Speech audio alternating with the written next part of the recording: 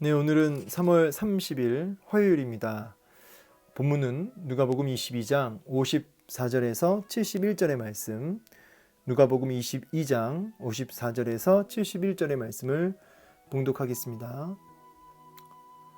예수를 잡아 끌고 대제사장의 집으로 들어갈새 베드로가 멀찍이 따라가니라. 사람들이 뜰 가운데 불을 피우고 함께 앉았는지라.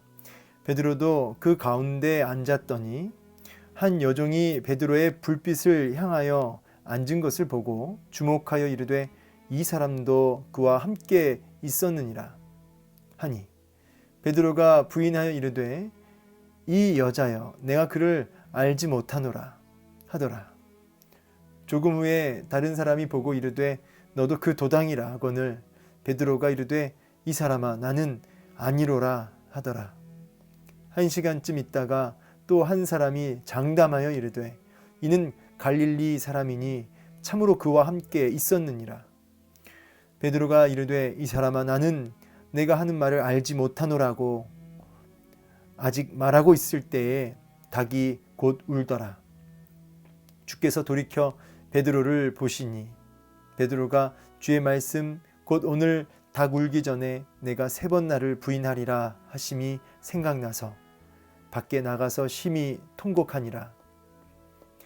지키는 사람들이 예수를 희롱하고 때리며 그의 눈을 가리고 물어 이르되 선지자 노릇하라 너를 친 자가 누구냐 하고 이 외에도 많은 말로 욕하더라.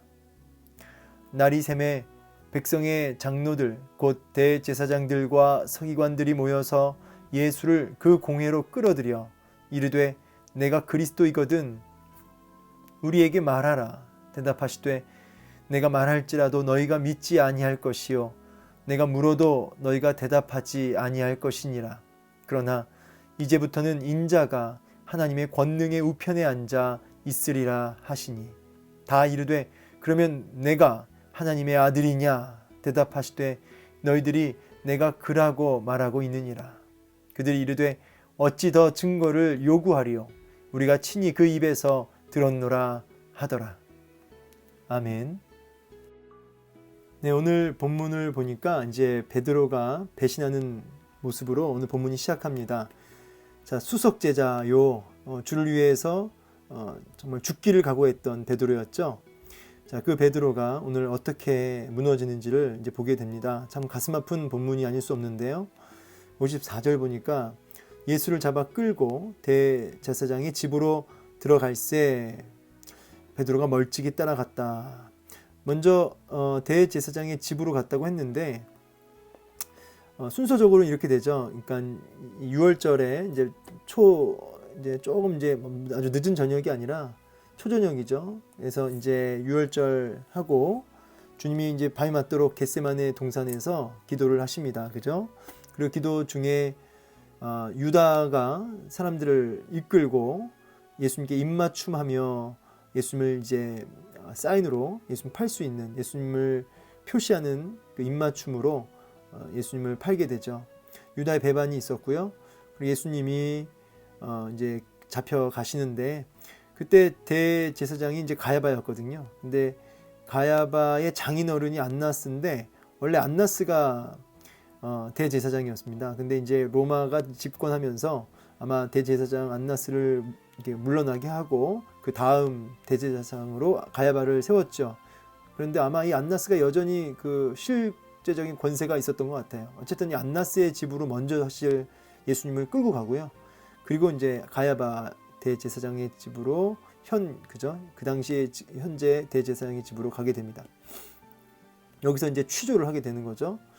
그리고 오늘 본문에서 마지막 읽었던 본문처럼 이제 예수님의 신성모독죄로 한 새벽 대략 한 6시쯤으로 보이는데 새벽에 예수님을 이제 빌라도의 로마 이 총독 이 빌라도의 그 법정으로 예수님을 이제 끌고 가는 것이죠. 사실은 신성모독죄가 난 또 어떤 성전 모독이나 신성모독이 로마의 법에는 크게 문제가 되지 않아요. 그래서 이제 어떤 정치적인 그 죄목을 예수님께 뒤집어 씌우려고 이제 이 유대인들이 뭐냐면 가이사 외에는 우리에게 왕이 없다.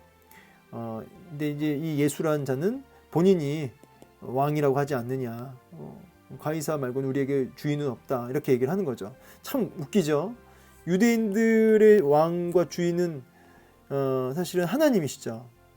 본인들은 그렇게 하나님의 자녀라고 그렇게 믿고 있는데 예수를 죽이려고 하니까 그것마저 부정하는 거예요. 굉장히 놀랍죠. 예수님을 죽이고자 자신들의 어떤 신앙의 아주 가장 정말 절대적인 부분, 여호와 신앙, 하나님만이 우리의 왕이시고 주인이다라고 하는 이것마저 포기하는, 가이사 외에는 우리에게 왕이 없나이다 이러면서 예수님을 반역자로 몰아가는, 선동하고 이렇게 해서 결국 예수님을 십자가의 자리까지 가게 하는 거죠.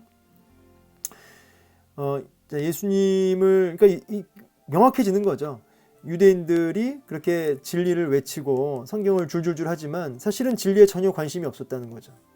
그들의 관심은 적을, 예수를 죽이고 자신의 배를 채우고 욕심, 자기의 정욕을 채우는, 거기에 모든 관심이 있었다라고 확인되는 것이에요. 그들 스스로의 모습에서.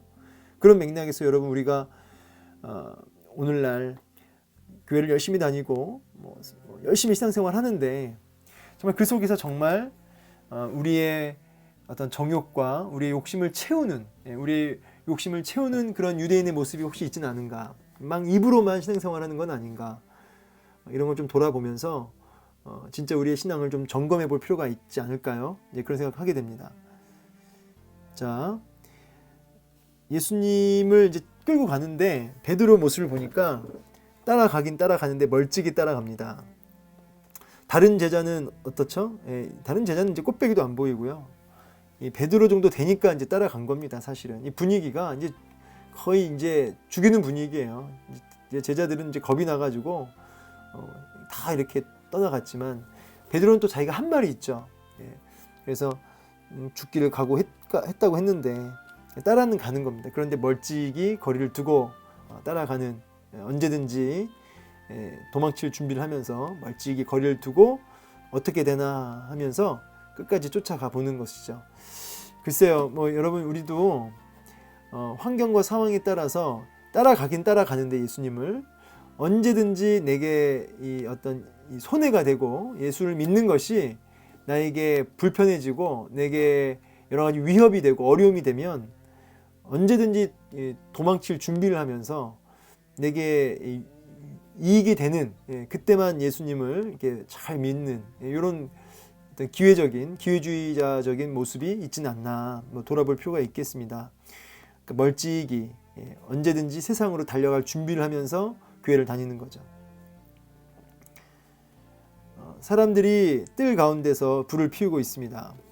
그러니까 이 뜰이라는 단어가 참 재밌습니다. 이게 이 집 뜰이거든요. 이 대제사장의 집 뜰인데, 그러니까 밖은 아니에요. 그 집 안에는 있는 건데, 그렇다고 예수님이 계신 그 안쪽은 아닙니다. 안쪽은 아닌데, 예수님이 계신 안쪽은 아닌데 밖도 아니에요. 밖도 아니고 안도 아닌, 그게 이제 이 뜰입니다. 이 뜰, 이 대제사장의 뜰. 거기서 이 베드로와 또 사람들이 이렇게 있는 거죠. 이게 여전히 이 멀찍이 따라가는 이 모습을 그대로 반영하고 있는 게 이 뜰이에요. 하나님과 세상에 완전히 간 것도 아니고 하나님 편에 완전히 선 것도 아니고 어중간히 서서 기회를 따라서 세상으로 도망칠 수도 있고 또 기회가 괜찮은 또 하나님께로 갈 수도 있는 그런 이 중간에 이걸 양다리라고 해야 되나요? 그런 어떤 걸쳐 있는 모습이 지금 멀찍이 또 뜰, 이런 두 단어에 담겨져 있죠. 여러분, 사실은 그렇게 요 위치에 거하고 있는 성도들이 많을까요? 적을까요? 많지 않을까요? 언제든지 상황과 필요에 따라서 내가 움직일 수 있는, 빠져나갈 구멍을 늘 예비하고 있는 이런 모습들. 자, 베드로가 이렇게 불을 피우고 있는데, 불을 피우고 거기 같이 앉아 있는 모습 보게 됩니다. 그러니까 좀 추웠나 봐요. 좀 추우니까 베드로가 불을 같이 떼고 앉아 있습니다. 근데 이것이 실수예요. 그 불을 안 떼고 있었으면 좀 덜 치욕스러울 텐데, 베드로가 이제 추우니까 불을 피우는 그 자리에 함께 이렇게 앉아 있습니다. 그래서 몸을 좀 녹이고 있는데 그 불 때문에 얼굴이 이렇게 비치잖아요. 불빛 때문에.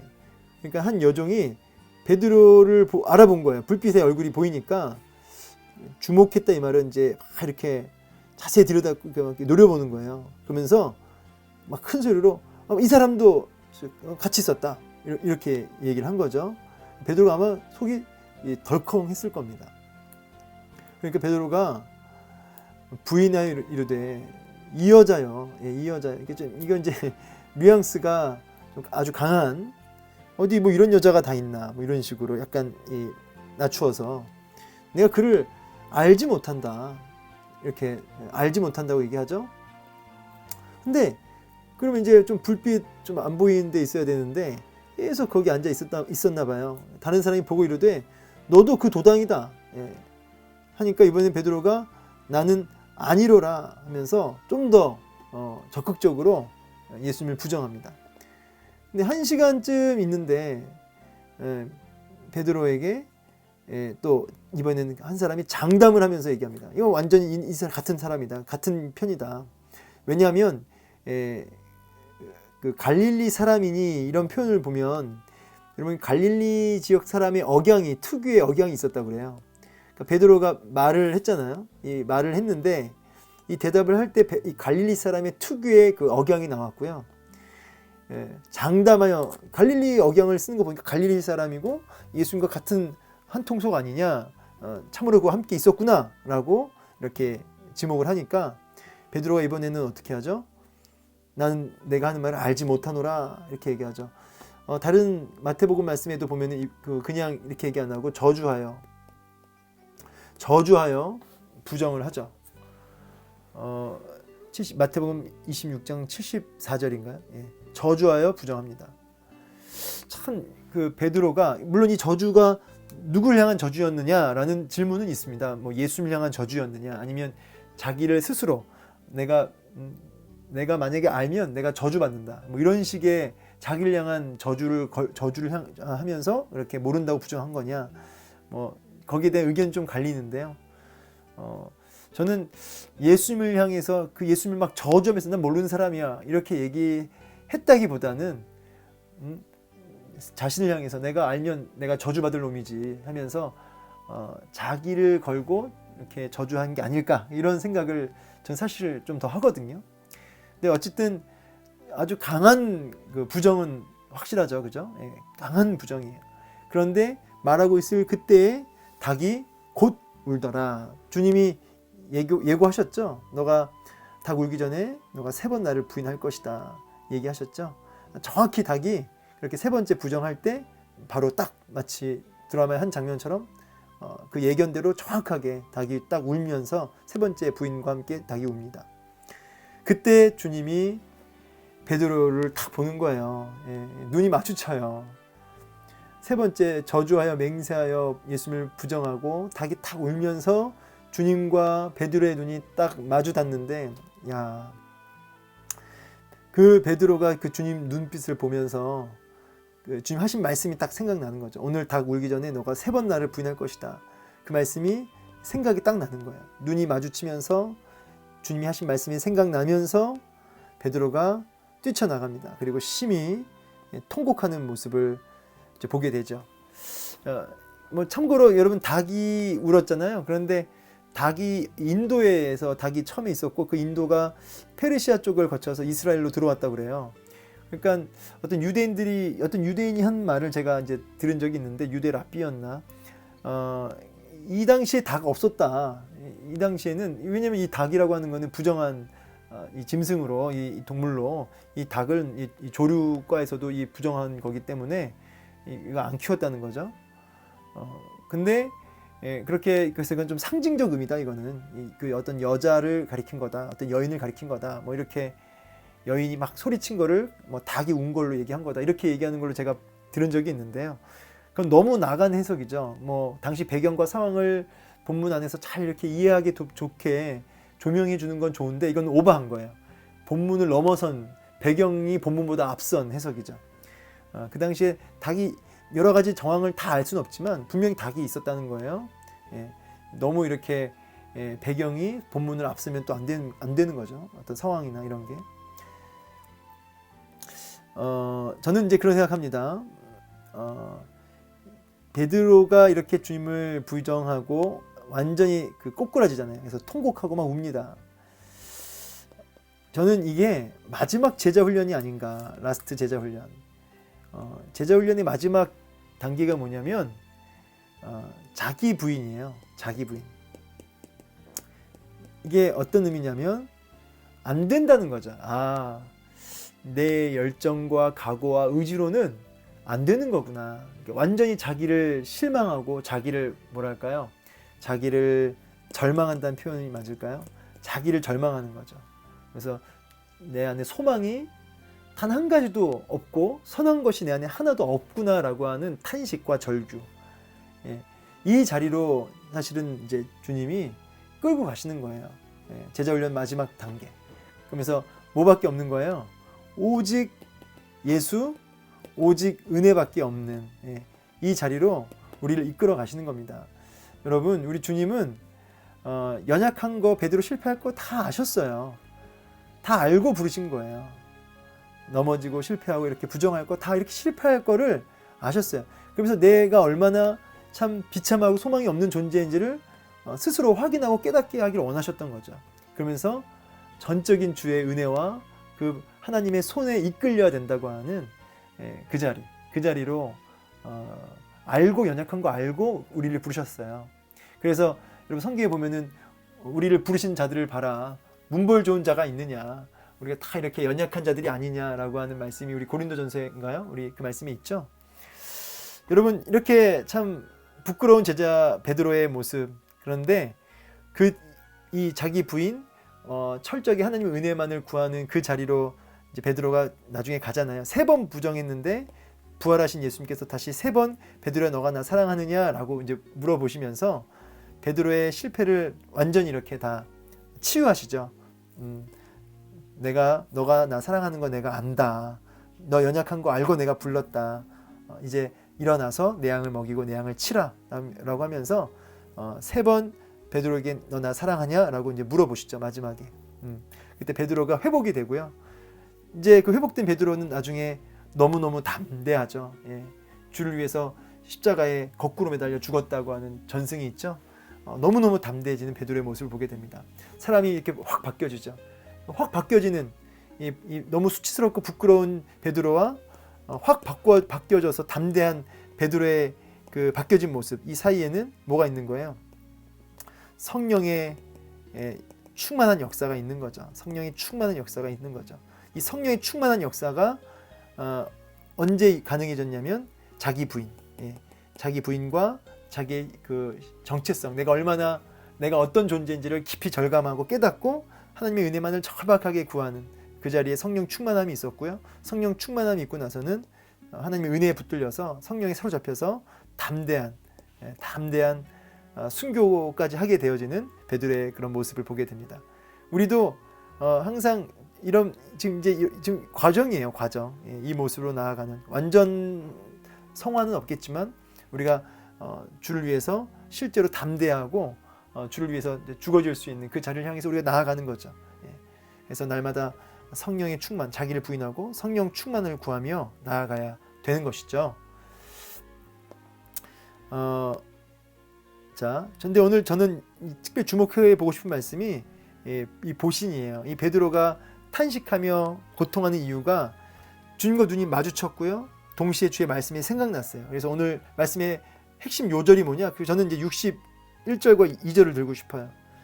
주님과 눈이 그 실패 현장에서 넘어진 그 비참한 실패한 그 현장에서 주님이 보셨을 거예요. 보셨다는 거예요. 이때 눈이 마주쳤는데 내 그럴 줄 알았어 하는 눈빛일까요? 아니면 베드로야 괜찮아 이런 눈빛이었을까요? 베드로야 알고 있었어. 너무 무너지지 마. 이제 그런 눈빛이었을까요? 저는 후자가 아닐까 이런 생각합니다. 베드로는 어떻게 그럴 수가 있어? 그런 눈빛이 아니라 정말 그 너무나 주님 다 아셨잖아요, 그죠? 베드로 향한 그 애틋하고 안타까운 마음에 보시니 주님은 베드로 인생 전체를 보고 계시잖아요. 무너지지 마 베드로 보시니 생각나서 베드로가 이제 그 말씀이 막 찔림으로 다가오는 거죠. 주님과 눈이 마주치고 말씀이 생각나서 우리의 심령을 찌르고 그러면서 뭐가 나타나냐? 통곡이라고 하는 회개 역사가 일어나는 것이죠. 보시니 생각나서 통곡하니라. 요 세 단어. 보시니 생각나서 통곡하니라. 오늘 하루 이 말씀을 좀 붙들었으면 좋겠어요.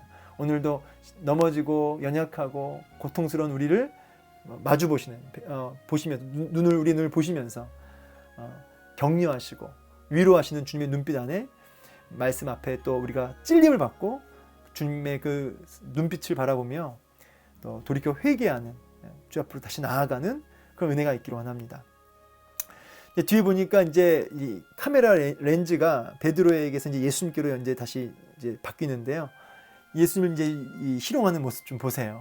예, 막 때립니다. 예, 예수님을 때려요. 여러분 맞아 보셨습니까? 예, 학교 다닐 때나 맞아 보죠, 그죠? 때리는데 얼마나 참 이 폭력을 당하시는지. 근데 여러분 이 이사야서 53장 7절 말씀. 그가 곤욕을 당하며 괴로울 때에도 그의 입을 열지 아니하였으며 마치 도수장으로 끌려가는 어린 양과 털 깎는 자 앞에서 잠잠한 양같이 그 입을 열지 아니하였도다. 예, 주님은 하나님이세요. 온 우주의 창조주세요. 지옥과 또 하늘의 모든 권세를 쥐고 계신 여러분 창조주 하나님, 구원주 하나님, 심판주 하나님이세요. 뭐 감히 그 하나님의 큰 존재를 온 우주보다 큰 존재를 측량할 수 없는 그 존재를 인간의 몸으로 와서 이제는 그 인간들 어떻게 보면 벌레보다 못하죠. 하나님 편에서는 그 격차가. 그런 인간들에게 이렇게 조롱을 받으며 폭력을 받는, 침뱉음을 받는, 막 손바닥으로 얼굴을 때리고요.